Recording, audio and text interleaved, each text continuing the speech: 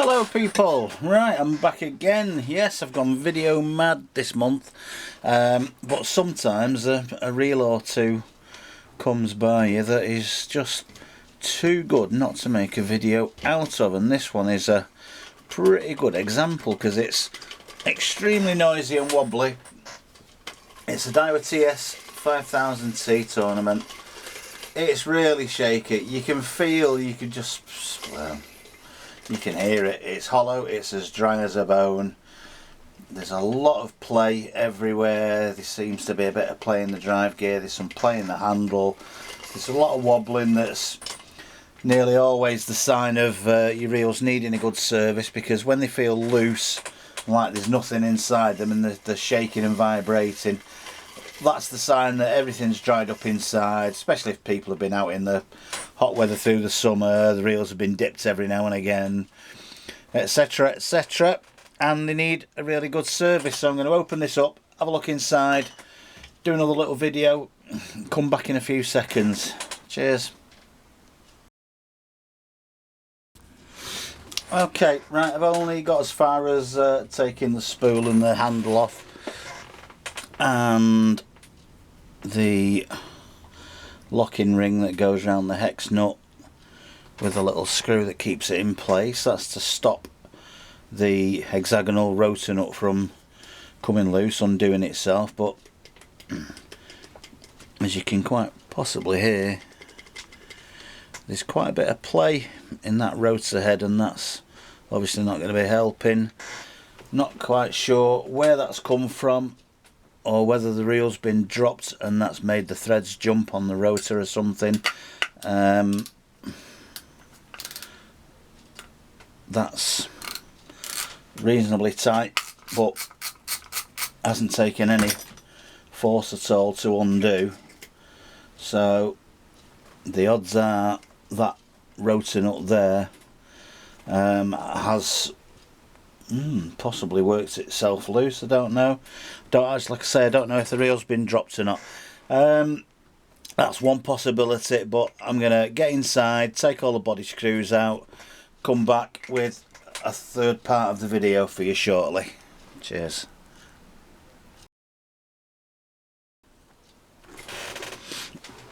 Right, a little bit more digging about. I've just taken the side screws off the body, and there's the body side plate, and I can tell you from many years of experience that the colour of that grease in there is telling me it is completely useless.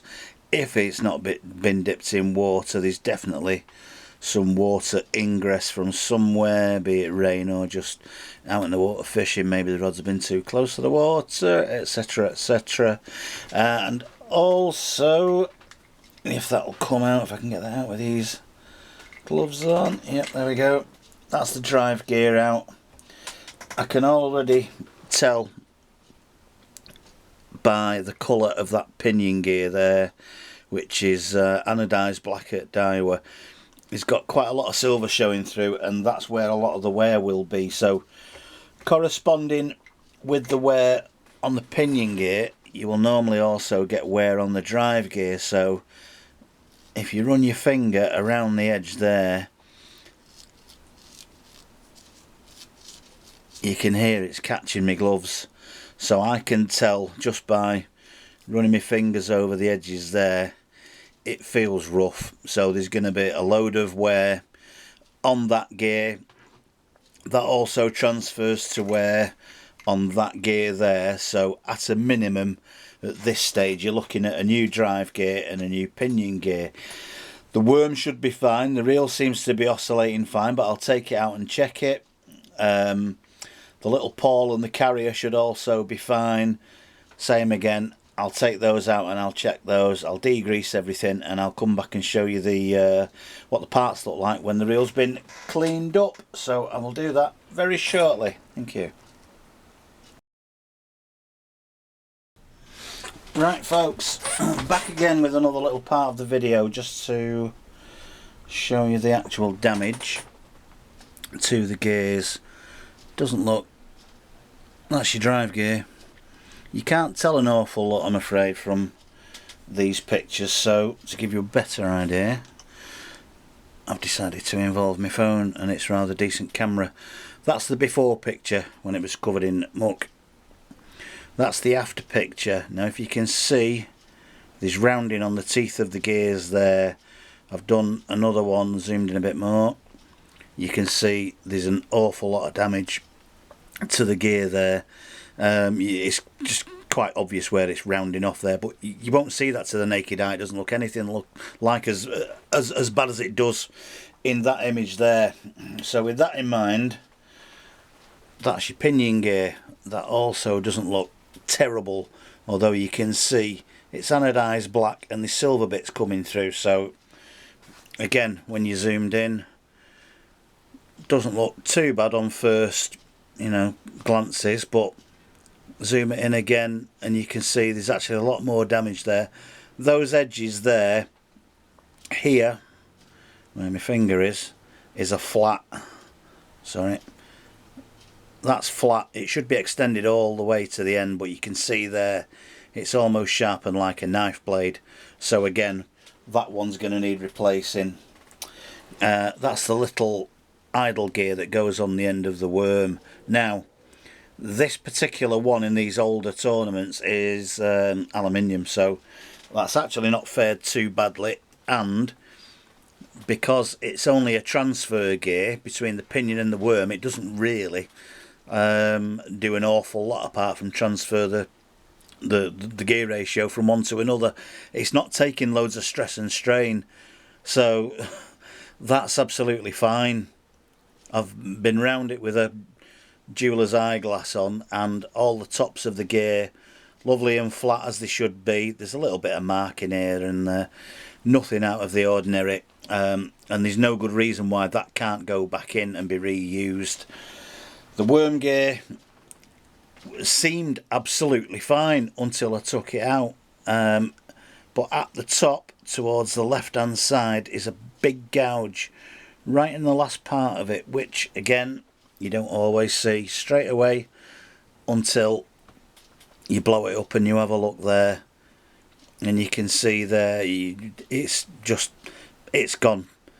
The pawl has dug into it, it's gouged a big chunk out of it there. The ends are all rounded off. It's never going to recover from that, and there's no point in carrying on servicing the reel if you're not going to change these parts. So all of those parts plus the pawl to be on the safe side that rides up and down this, which I'm not showing you, but sorry. Brilliant. Notification right in the middle of my demonstration, which just goes to show I'm no Steven Spielberg, and I'm not going to bother cutting that out because I can't be bothered editing anything. Anyway, back to the plot.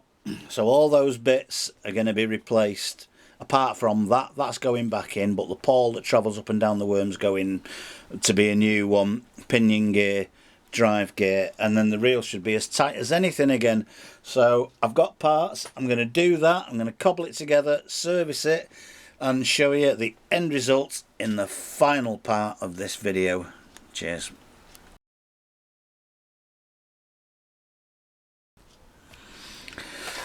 Hello people, right, this is going to be the second to the end part. There goes my phone again.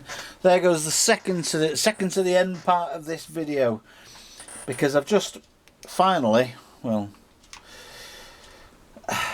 nearly finally cobbled it back together. Just to give you a quick demo of the reel running. Now that's running with absolutely no grease in it whatsoever. All it's got is a little bit of oil on the bearings. So if you can remember back to the start of this video that now seems like a lifetime ago, it sounds and is operating really smooth, a lot quieter, which will get a little bit quieter again once I've greased it up, and it's working properly. This has had an absolute parts cannon fired at it, this reel. It's just been one thing after another, and the final straw was when I put it back together 5 minutes ago and found out there was absolutely loads of play in the handle still. It was rattling like a good one.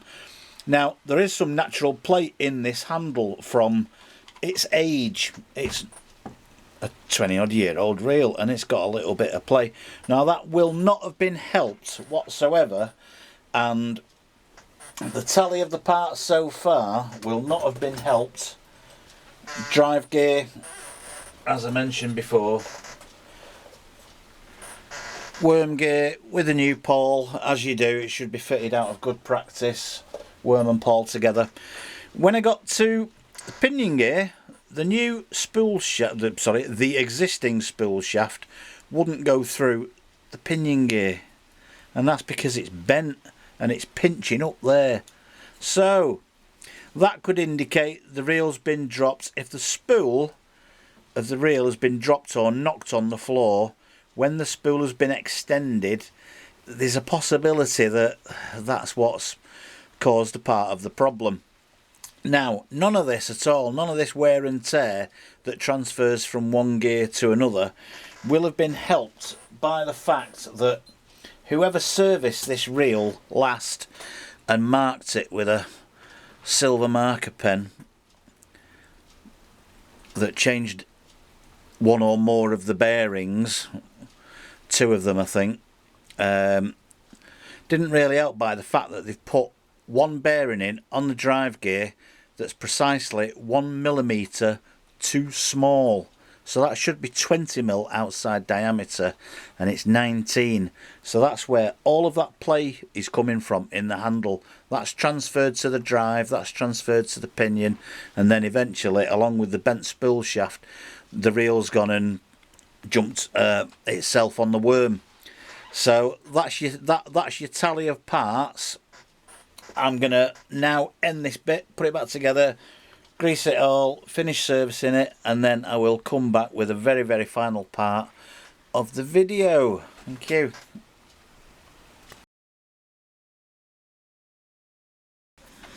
Right, I am finally done with this TS5000T that's had a whole plethora of parts thrown at it to get it right. Now it's greased and it's back together and it is absolutely peachy smooth. There's about 95% of the movement been eliminated from the drive gear and the handle because of that bearing. One thing I forgot to mention that I came across before while I was pulling it apart was I found a spare screw inside floating around all on its own. Surplus to requirements, not quite sure how somebody managed to lose that inside. I'm even less sure how somebody's been managing to fish with it all this time and it's never got in the way, or maybe it has, who knows. So that's it for this video. That's one perfectly out of the box fresh smooth TS5000T again. This is me, Dave, at Trafford Tackle Repairs in Manchester, wishing you a good day, and I'll see you in the next video. Bye bye.